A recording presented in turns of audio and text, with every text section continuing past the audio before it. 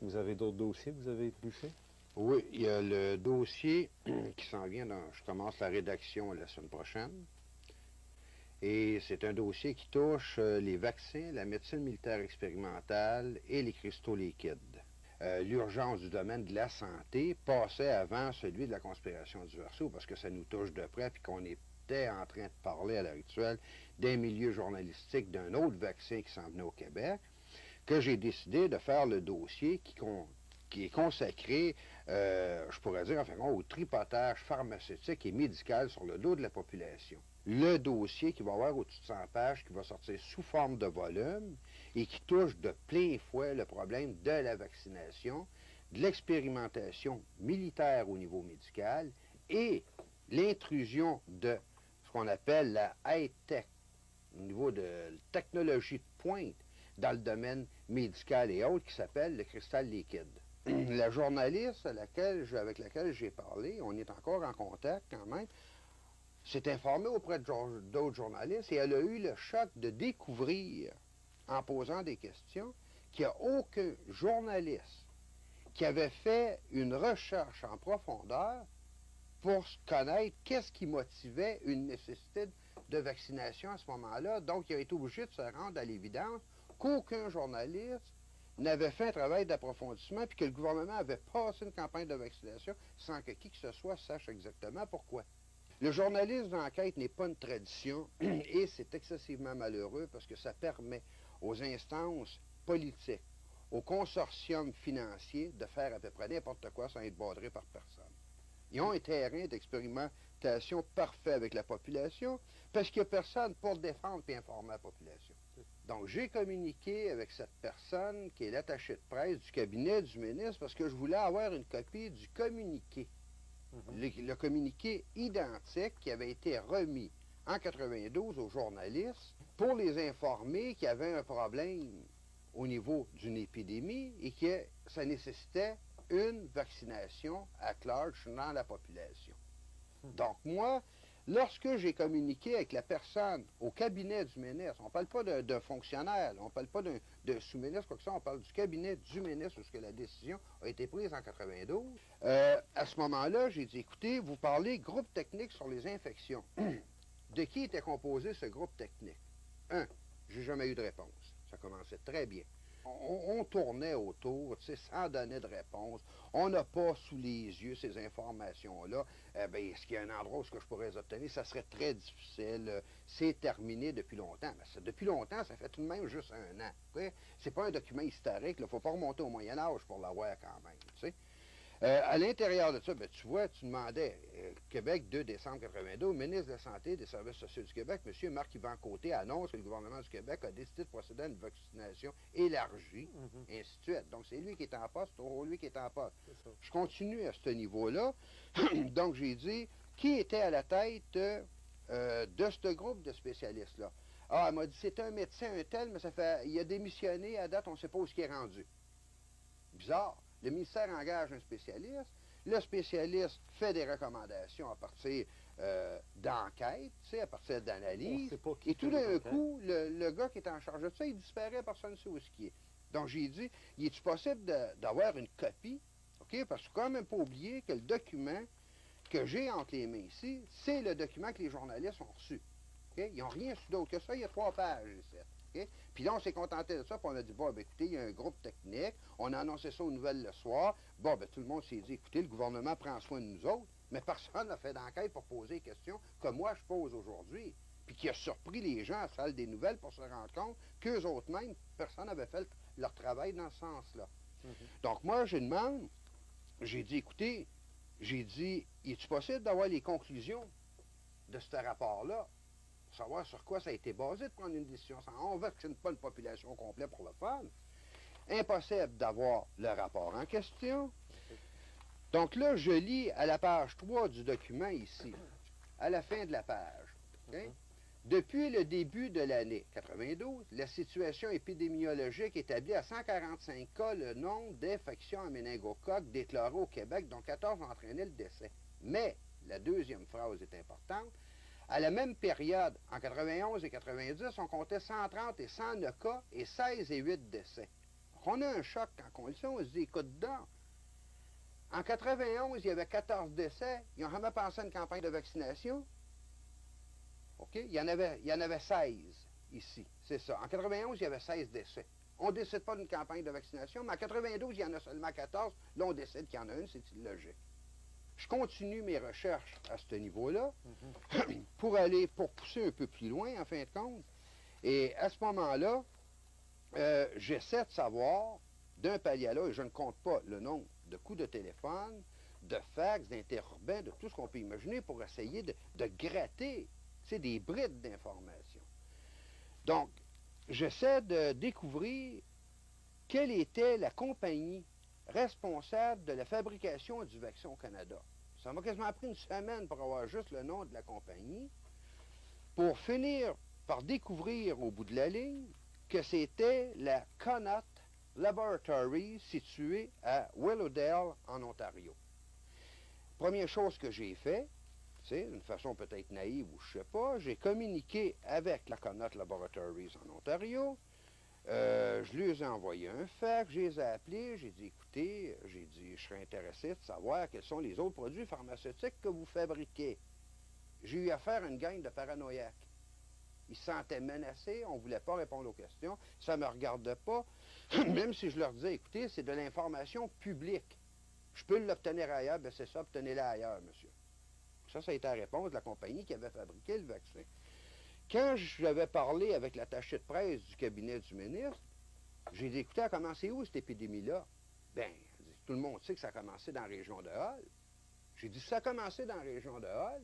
Êtes-vous au courant, puisqu'il y a juste un pont qui traverse, qui relie, en fin de compte, Hull à Ottawa du côté ontarien? Êtes-vous au courant si l'épidémie a traversé le pont? J'ai jamais eu de réponse. OK? Le virus s'arrêtait à la frontière. Justement, êtes-vous au courant si le ministère de la Santé en Ontario a fait une vaccination locale ou quoi que ce soit? Aucune réponse, adressez-vous à vous autres.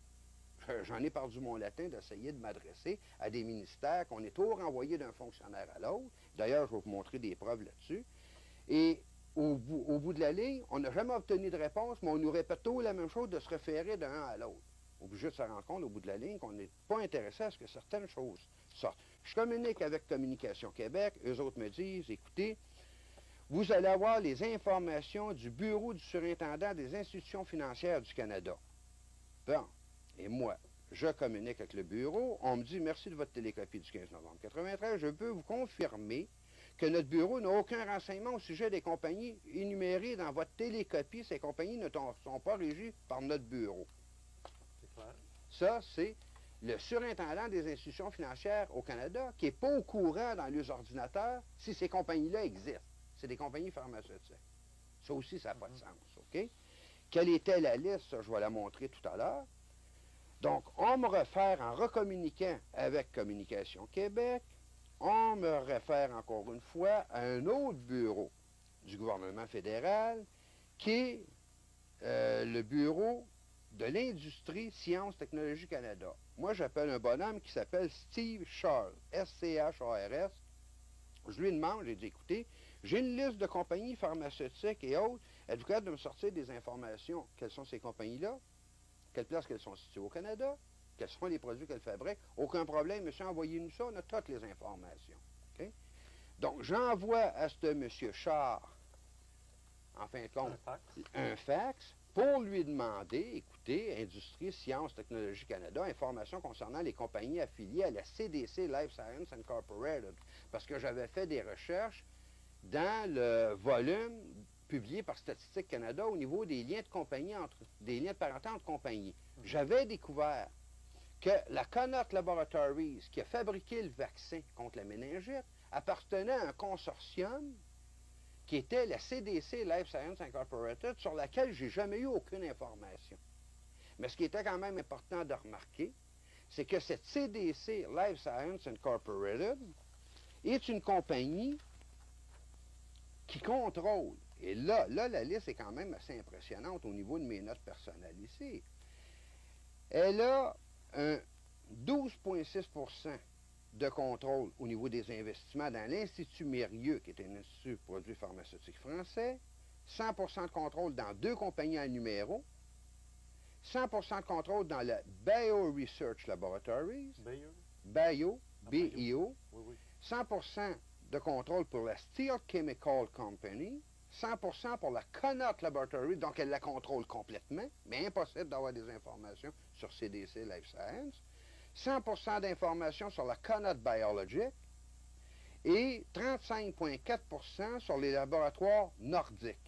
Ce qui était vraiment impressionnant, c'est que les laboratoires nordiques, même s'il y a un nom français, est une compagnie dont le siège social est aux États-Unis avec une filiale au Québec. Donc là, on se pose des questions. En plus, ce que j'ai découvert, si on prend le lien de code ici de cette CDC Life Science Incorporated, on découvre qu'elle a 19,3% d'investissement dans les actions de la Caisse de dépôt et de placement du Québec. Donc là, on se retrouve avec une compagnie privée qui a des investissements dans une autre compagnie qui, elle, ne doit pas l'être, en fin de compte. Comment ça se fait qu'il y a des intérêts privés au niveau d'un consortium pharmaceutique qui contrôle une compagnie qui a fabriqué le vaccin contre la méningite, a 19,3% d'investissement des actions dans la Caisse de dépôt et de placement du Québec. Et si on regarde le code qui est défini, en fin de compte, par Statistique Canada, le code nous réfère fonds d'investissement gouvernementaux. Donc, on se retrouve dans une situation à se demander, écoutez donc, c'est une compagnie canadienne, un consortium canadien. Comment est-ce que ce consortium canadien peut avoir des fonds d'investissement gouvernementaux dans la Caisse de dépôt et de placement du Québec? Je n'ai jamais eu de réponse là-dessus. Encore beaucoup moins. Poussez encore un peu, puis vous aurez peut-être des démissions demain matin au gouvernement. Soit des émissions, des démissions ou des moyens de pression qui vont m'être faits ou une tentative d'assassinat ou peut-être même, je ne sais pas, moi, une arrestation ou quoi que ce soit. Tu sais, démolir la réputation de quelqu'un pour être sûr, en fin de compte, que la personne ne peut pas continuer son travail. C'est une de leurs spécialités la plupart du temps. On veut pas, on m'accuse à l'heure actuelle au niveau journalistique, ces compagnies-là m'accusent et même certains fonctionnaires m'accusent de créer un mystère autour de cette situation-là, alors qu'en réalité, c'est pas moi qui crée le mystère. On crée au niveau gouvernemental, on crée délibérément un mystère en refusant de fournir des informations et des réponses sur un dossier, en fin de compte, sur des informations qui sont publiques dans une société démocratique, OK? Parce que ces compagnies-là sont enregistrées quelque part. Ça, c'est juste la pointe de l'iceberg. Moi, quand j'ai parlé avec le journaliste de la salle des nouvelles de Radio-Canada, d'ailleurs, on doit se rencontrer à un moment donné, parce que je parlais des différents développements au niveau de la recherche militaire produite par la CIA aux États-Unis au niveau des vaccins, des choses comme ça. Et j'ai dit, écoutez, il ressort des enquêtes et des résultats obtenus à date qu'il est possible d'administrer un vaccin à l'intérieur duquel il semble rien y avoir en apparence et qui ne soit pas offensif pour la santé d'aucune manière. Mais par contre, le même vaccin, à cause de son contenu mal défini, mis en relation 1 an ou 2 ans plus tard avec un autre vaccin qui lui aussi semble inoffensif à première vue, les deux combinés ensemble vont produire des problèmes invraisemblables.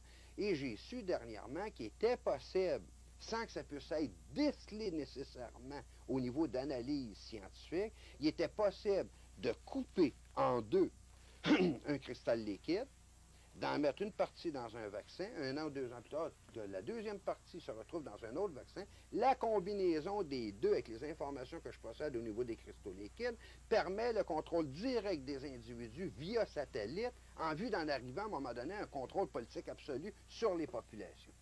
Ce que je conseille aux gens dans la population, c'est de sortir de leur léthargie personnelle à l'heure actuelle parce que ça touche directement à leur santé. Oui, mais si vous disparaissez d'ici une semaine ou deux, qu'est-ce qui arrive? Est-ce qu'il y a des gens qui vont prendre la relève? Est-ce qu'il y a des journalistes que vous connaissez? Il n'y a aucun journaliste, d'après moi, qui va oser, dans le contexte actuel, prendre la relève par rapport à de l'information semblable. Il n'est jamais trop tard. S'il était trop tard pour quelque situation que ce soit à l'heure actuelle, ça voudrait dire par conséquent que ces gens-là seraient déjà en possibilité de pouvoir implanter le système et qu'ils l'auraient déjà implanté. Posons-nous la question pourquoi ils ne l'ont pas déjà fait. C'est parce qu'il manque encore certains éléments et cette date à laquelle eux auraient décidé, en fin de compte, d'imposer un système semblable, ben, peut être reculée tout dépendant de la réaction de la population. Mais là, ce qui est grave, c'est que la population est menacée dans ses familles et dans ses enfants à l'heure actuelle, directement au niveau de sa santé. J'espère qu'ils vont réagir.